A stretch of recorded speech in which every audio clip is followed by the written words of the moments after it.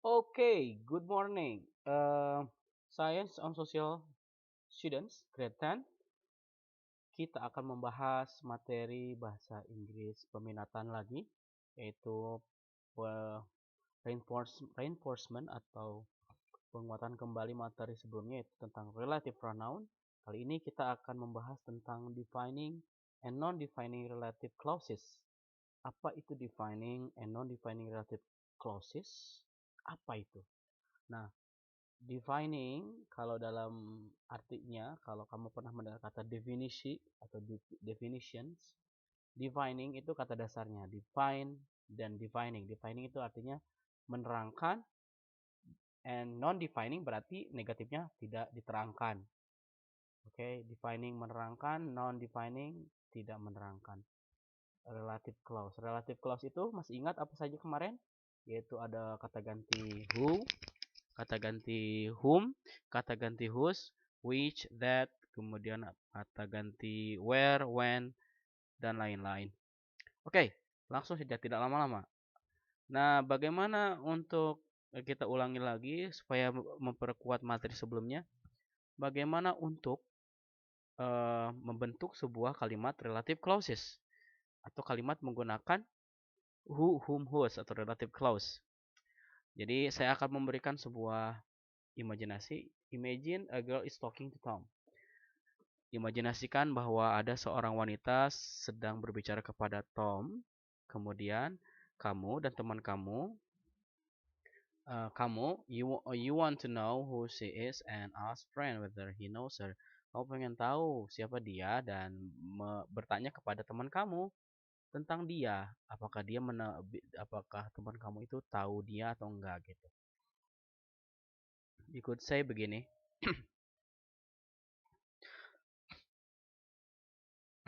A girl is talking to Tom. Do you know the girl? Nah, dari kalimatnya ini agak ribet ya. A girl is talking to Tom. Do you know the girl? Agak ribet, rancu gimana gitu ya. Ini imajinasinya begini. Ini kamu dan teman kamu. Kamu tahu nggak gitu kan? Tahu nggak siapa wanita yang sedang ngobrol sama si Tom? Kamu ingin bertanya kepada teman kamu apakah dia mengetahuinya? Kalimatnya a girl is talking to Tom. Do you know the girl? Ini ribet. That sound rather complicated, doesn't it? Rather complicated. Yeah, it is. Okay, it will be easier with a relative clause. Jadi akan lebih mudah jika menggunakan relative clause. You put both pieces of information into one sentence. Kamu menaruh dua jenis informasi kepada satu kalimat, menjadi satu kalimat. Start with the most important thing. Jadi dimulai dengan hal yang paling pentingnya. You want to know who the girl is, gitu kan ya? Itu informasi yang paling pentingnya kan? You want to know who the girl is. Do you know the girl? Nah, itu lebih simple. Tapi jika kita kombinasikan dengan kalimatnya, bisa jadi seperti ini. Jadi, as your friend cannot know which girl you are talking about. Jika misalnya teman kamu itu nggak tahu cewek yang mana gitu kan. You need to put in the additional information. The girl is talking to Tom. Ya, wanita yang lagi ngomong sama si Tom. Use the girl only in the first part of the sentence. Jadi si the girl-nya ini only in the first part of the sentence. Jadi kalau untuk membuat kalimat relative pronoun, the girl-nya ini partnya pertama gitu. Kemudian the second part replace it with the relative pronoun. Kemudian for people use relative pronoun who gitu. Contoh, jadi kalimatnya begini. Do you know the girl who is talking to Tom? Nah, kan lebih simpel seperti itu. Ini adalah fungsi dari relative pronoun. Kemudian, ini dia. Tipe dari apa itu defining relative clauses. Tadi sudah paham tentang bagaimana memformulasikan atau membuat kalimat relative clauses. Sekarang kita akan memahami apa itu defining. Seperti yang tadi sudah saya jelaskan, defining artinya menerangkan. Si relative clause-nya menerangkan. Oke. Si who-nya itu, whom-nya itu atau which atau whose-nya itu menerangkan. Defining relative clauses give important information to identify, the person or thing we are talking about. Jadi, defining relative clause atau si who-nya itu memberikan informasi penting untuk mengidentifikasi orang atau sesuatu yang sedang kita bicarakan. Oke. Dan harus digarisbawahi, ini saya kasih garis miring atau cetak miring. We don't use a comma. Kita tidak menggunakan koma. Contoh, people who live in glass houses shouldn't throw stones.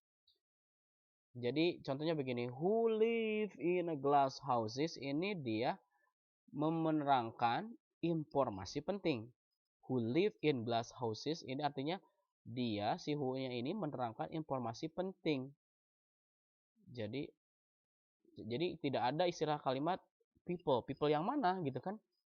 Nah, jadi who lives in glass houses. Nah, ini jadi important information-nya gitu. Who live in glass houses? People. Contoh, kalau misalnya kalimatnya tidak menggunakan live in a glass houses gitu. Jadi kalimatnya begini misalnya. People should not throw stones. People yang mana? Boleh-boleh aja gitu kan. Biasa-biasa aja. Tapi kalau misalnya who live in glass houses, ini ada sebuah acceptance gitu ya. Ada sebuah pengecualian. People who live in glass houses should not throw stones. Nah, apa yang disebut juga dengan non-defining? Jadi, apa yang dimaksud dengan non-defining relative clauses kalau begitu? Tadi saya sudah jelaskan juga bahwa non-defining itu adalah kebalikannya. Kalau defining relative clause itu memberikan informasi, si who, whom, whose ini memberikan informasi. Nah, kalau non-defining relative clauses, dia si relative clauses who, whom, whose, which, that tadi itu tidak memberikan informasi penting, tidak memberikan informasi penting, hanya sebatas give additional information. Oke, hanya untuk memberikan informasi tambahan. Jadi nggak terlalu penting, mau dipakai atau enggak pun nggak masalah, kita masih akan tetap paham. Contoh. Dan satu lagi, we use a comma. Oke, menggunakan koma karena dia informasi tambahan. Oke, contoh Profesor Johnson. Nah, di sini who-nya dia non-defining, hanya sekedar informasi tambahan. Who I have long admired, yang sudah sejak lama saya idolakan. Oke, who I have long admired is coming to visit us next week. Nah, ini kan informasi pentingnya nih. Dan ini informasi tambahannya. Si informasi pentingnya itu yang ini. Is coming to visit us next week. Jadi kalau misal tidak menggunakan kalimat ini pun, tidak menggunakan kalimat who I have long admired pun, kita akan masih tetap paham. Contoh, Professor Johnson is coming to visit us next week. Cukup kan? Oke. Jadi who I have long admired ini hanya sebatas informasi tambahan. Apa sini bisa dipahami?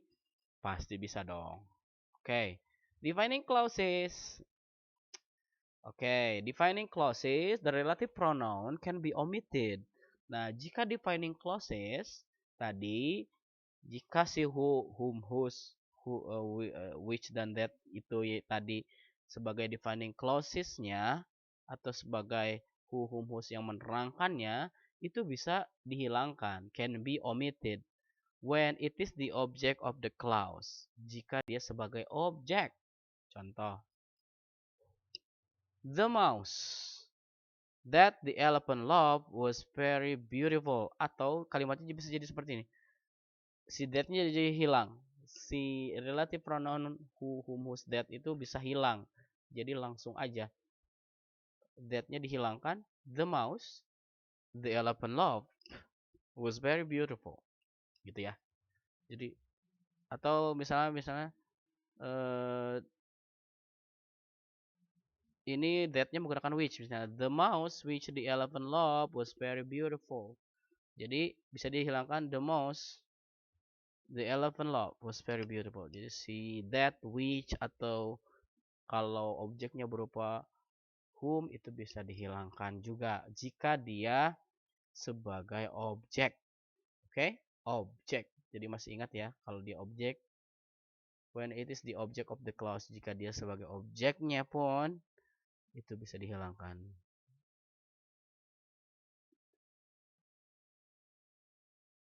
Jadi kalau objek dari manusia gimana Pak? Pertanyaannya begitu ya, misalnya.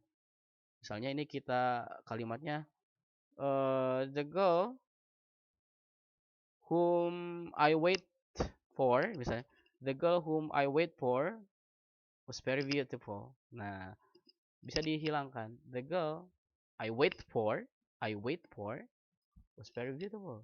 Nah, itu dia contohnya. Both of the sentences are correct. Though the second one is more common in spoken English. Jadi dua-duanya itu bisa. Jadi dua-duanya benar. Dan ini umum, biasanya diungkapkan di bahasa Inggris. Oke. Okay. Relative pronoun in defining clauses.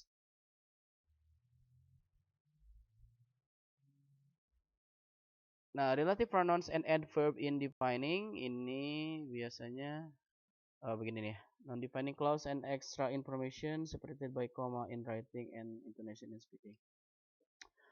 Non-defining clauses add extra information. Jadi harus diingat lagi ya, non-defining clauses hanya menambahkan ekstra informasi ekstra yang dipisahkan oleh koma, sedangkan yang defining itu tidak menggunakan koma.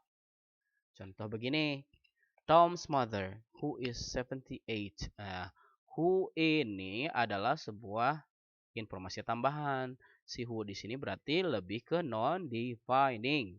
Tom's mother, who is 78, goes swimming every day.